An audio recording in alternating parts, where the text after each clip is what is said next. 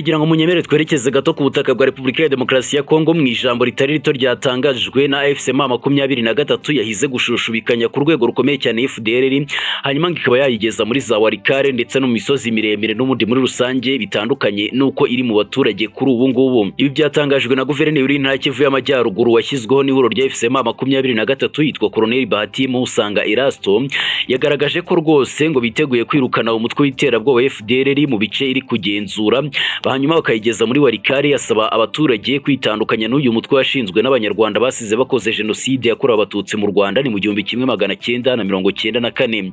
Bahati Musanga Erasto yagaragaje neza cyane ko rwose aba FDLR benshi cyane bakomeje kugenda bangiza urubyiruko rwa Repubulika ya Demokarasi ya Kongo, nyamara kandi binyuze mu kubashora mu gisirikare ndetse no gukomeza ko bangiriza imitungo yabo muri rusange.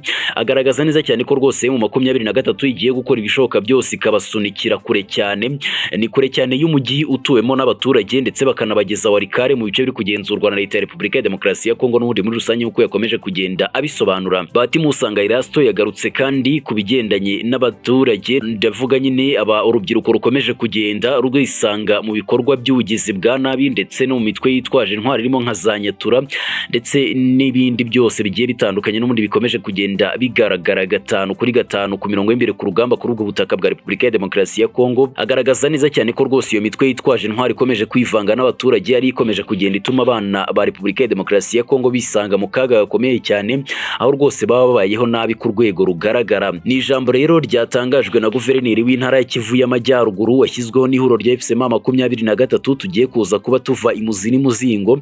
Ndagira ngo ne kwizimba amagambo riba wase yanditse subscribe kugira ngo tujye dukomeza kugenda tubana gatanu kuri gatanu na makuru agiye atandukanye, tuzakomeza kugenda tubanamo gatanu kuri gatanu hano kuri Afrigram TV. Nyene Tuyiringire Ahmed, riba wase yanditse subscribe kugira ngo tujye dukomeza kugenda tubana umwanya ku wundi. Na amagambo yagarutseho ubwo yaganiraga n'abaturage impati muri teritwari ya Masisi muri groupement ya Bashari de Mukoto, abereka abana babo bari bifatanyije na FDLR badakwiriye kuba bari bifatanyije nayo n'ubundi muri rusange. Agaragaza neza cyane ko rwose bikomeje kuba bibi cyane. Ati turi kubasaba mw'ababyeyi mwe muri hano, barumuna bacu bari hano, muduhagararire kandi muduhamagarira aba basore bari hariya hepfo mu mashyamba kwitandukanya na FDLR, ubundi FDLR tuyohereze iwabo. Yakomeje ati ziriya FDLR bari kugendana n'abanyarwanda ntabwo ari abanyekongo, bazagendana nabo kugeza ryari? Twebwe turi abanyekongo ntaho ingabo zacu zizajya.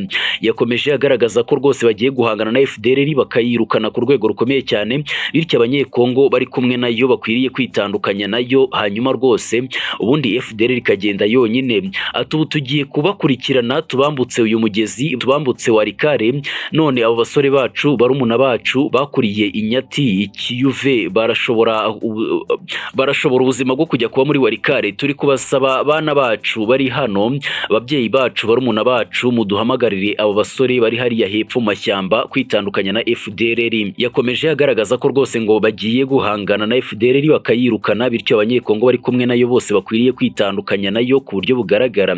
Colonel Bahati Erasto Musanga yavuze ko rwose bari kumwe na FDLR, yabafashe bugwate kandi bariho nk'imfungwa, bityo ko rwose nk'abaturage bakwiye gusaba abana babo kurekera kwirukanka inyuma y'intera hamwe zakoze amaraso akomeye cyane ni mu 1994. Ati turi guhamagarira bariya basore ngo batandukane n'intera hamwe zasize zimennye amaraso iwabo mu Rwanda, ntabwo zigomba kugira bene wacu abavandimwe bacu ingwate.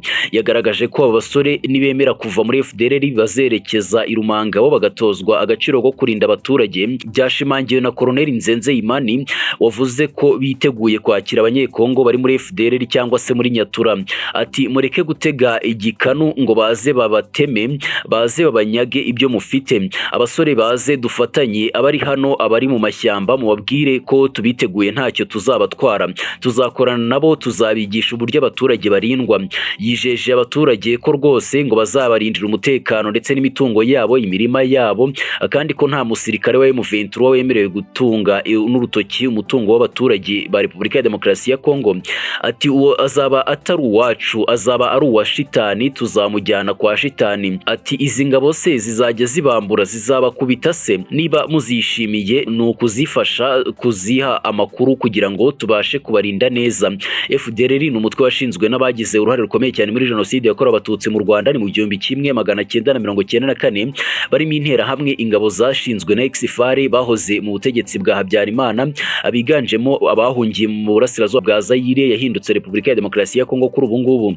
Kuva aba bantu bahunga bahora barota ngo no gusubira mu Rwanda binyuze mu ntambara bagakuraho ubutegetsi bagerageje kenshi cyane gutera u Rwanda baturutse mu mashyamba yo muri Repubulika ya Demokarasi ya Kongo, ariko ntibyigeze bibahira na gatoya.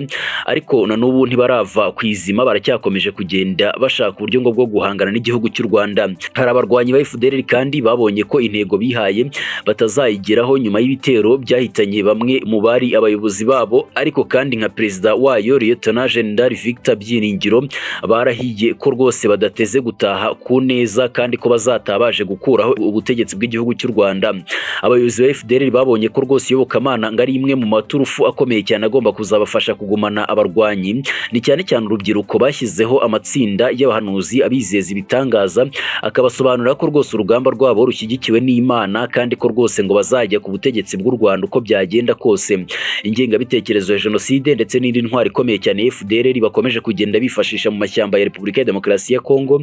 Abayobozi bayo bigisha abakiri bato ko rwose u Rwanda ruyobowe n'abatutsi kandi ko ari abantu babi cyane. Ibyo bigatuma bakura banga igihugu, nubwo benshi cyane badatinda kubona ukuri bagataha n'ubundi mu Rwanda. Ntibigarukira aho ngaho kandi kuko umurwanyi wa FDLR yumva ko rwose ngaramutse ahuye n'umuntu utuye mu Rwanda aba agomba kumugirira nabi cyangwa se akamwica, nk'uko byagenze mu Kwakira mu mwaka wa 2019 ubwo Rudi Urunana yateraga i Musanze ikica abaturage 14. Abayobozi ba FDLR n'ababashyigikiye bumva ko batageze ku mugambi wo kurimbura abatutsi bose, barota ko rwose ngo baramutse bageze mu Rwanda basubiramo jenoside hanyuma ngo bakabamaraho bose.